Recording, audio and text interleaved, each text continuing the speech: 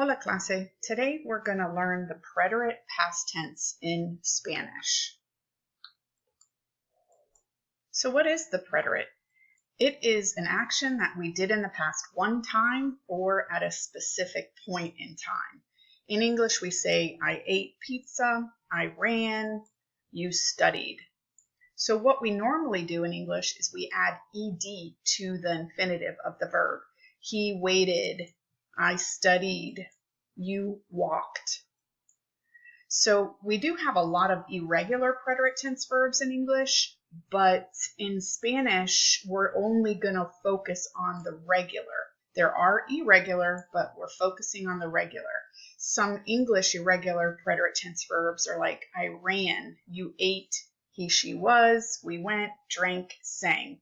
So when little kids are learning, they say, I eated it all, mommy. And you say, no, you ate it. Or we goed to the store. And you say, we went to the store. And they finally learn the irregular preterite tense verbs.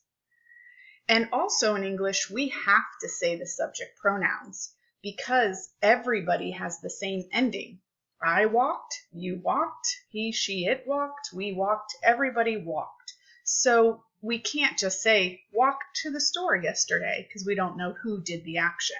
So we have to specify with either the subject pronoun or the person's name. But what if we all had our own ending? For example, what if we had an E with an accent, and I could say, I walqué, or you walkaste, walkó, walkamos, walkastes, or walkaron. Well, that sounds really silly in English, but that's exactly how it is in Spanish. These are actually the past tense verb endings in Spanish. So you don't always need to use the subject pronoun because the ending tells you who did the action. So let's look at the endings without that silly English word in front of it. So you have aste, o, amos, astes, and aron. Remember, usted and ustedes is actually second person. It's another way to say you or you all, but it just shares the same endings as the third person. So let's look at this. In this box, because the endings are specified for just one person or persons, you don't necessarily need to say the subject pronoun.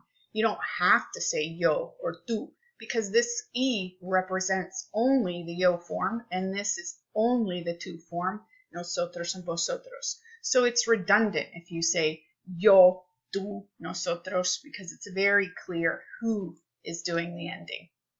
So the preterite tense is formed the exact same way as the present tense.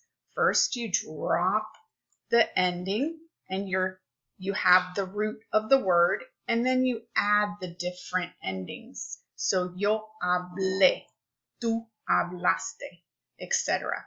So let's go back to the word to walk in Spanish. Caminar. So you take off the AR and you have the root. And for the yo form, it's an E,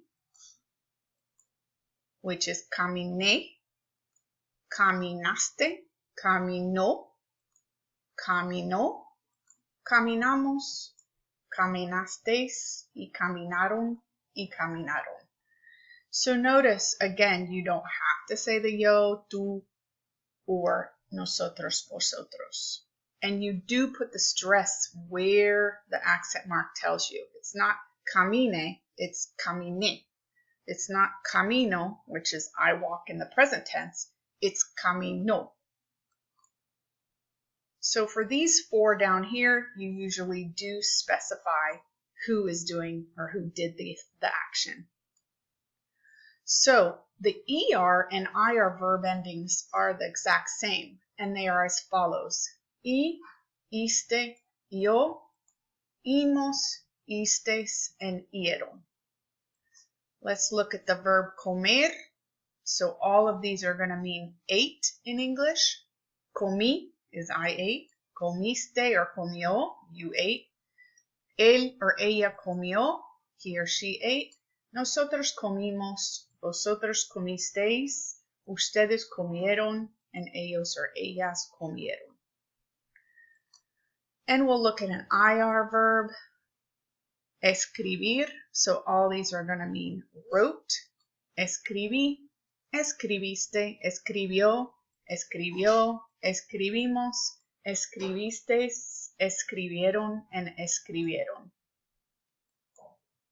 So the key words for using the preterite tense would be something like yesterday, ayer, the day before yesterday, ante ayer, last night, anoche, last week, last month, last year. It all has pasado or pasada. So la semana pasada, el mes pasado, el año pasado. Notice if it's masculine, it's an O, and feminine, it's an A. A las 2 de la tarde or a las 4, you specify a certain hour. Or you could say one time, una vez, or 2 times, dos veces, tres veces, etc. So these are some key words that you use with this tense.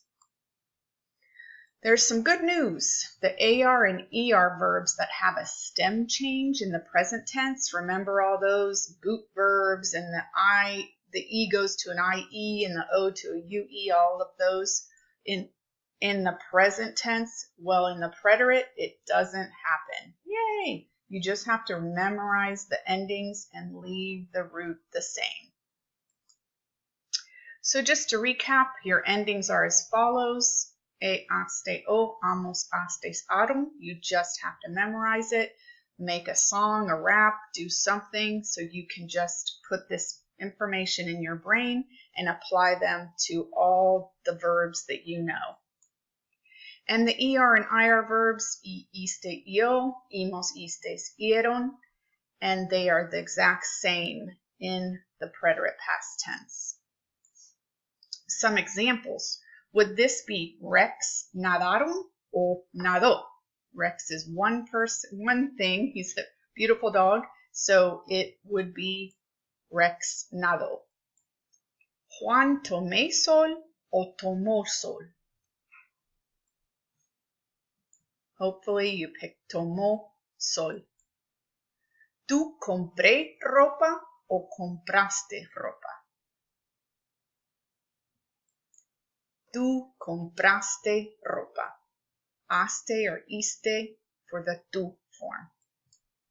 Yo estudié o estudiaste? Of course, it's yo estudié.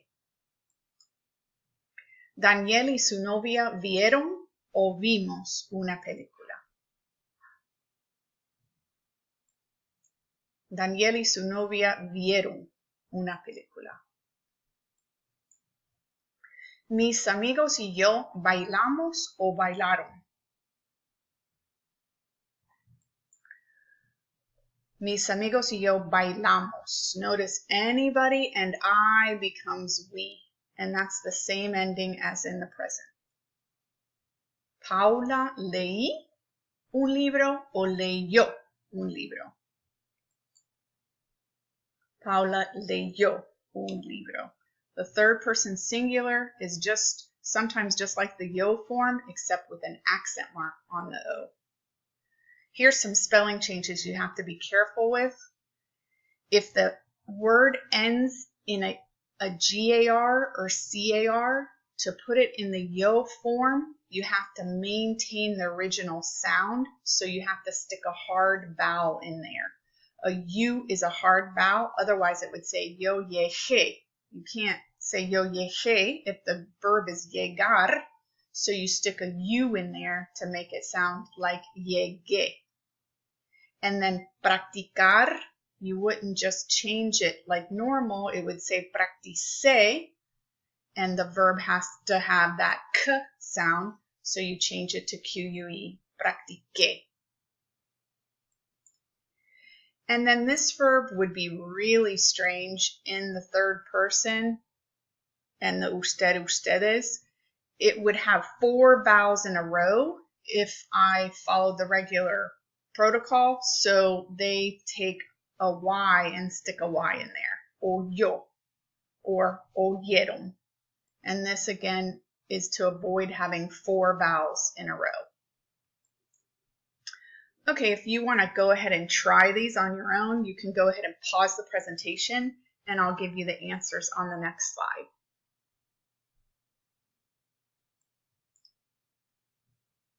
Here's your answers. You should have had oyeron, compraron, comieron, salió, llegué, empecé, vendiste, escribieron, and vio.